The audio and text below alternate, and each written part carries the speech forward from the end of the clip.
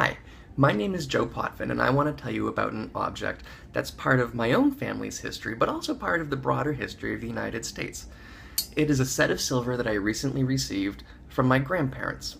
It was actually the service that they received as a wedding gift from friends and family when they were married in World War II. In fact, if you look carefully, you can see my grandmother's monogram there. It's backwards, but it's JDK. Her name was Jean Dooley Kerrigan.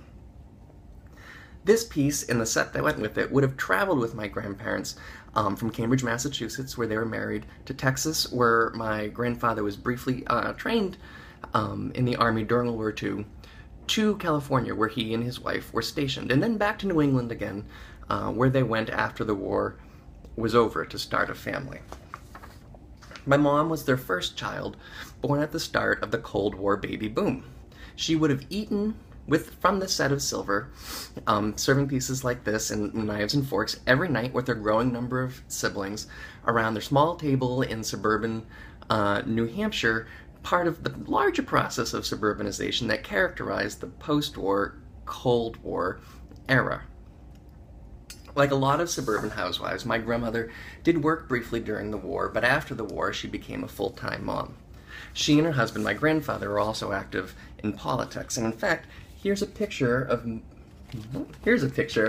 of my grandfather there meeting President Ford in 1976. In fact, my grandmother used to brag, although we don't know if it were true, that she had dined with every president since Kennedy. If it is true, she certainly didn't dine with them around her own dinner table, and certainly not with her own silver. Still, this piece and the pieces that went with it would have been around her family table, where she and her husband and my mom and her siblings would have discussed the political and social issues of the day, from the cacophony of rock and roll to the implications of the Bay of Pigs invasion.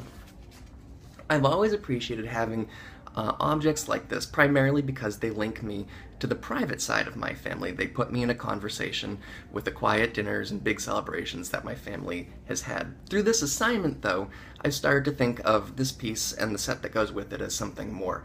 I've started to realize that these items didn't come into my family at any old time, but during the Second World War, in that they were literally set around the table every night in the 1940s, 50s, and 60s, as my family would have come together to discuss life events, small and big, including the political and social issues surrounding the Cold War era. And realizing that has made the objects even more important to me. Thanks very much.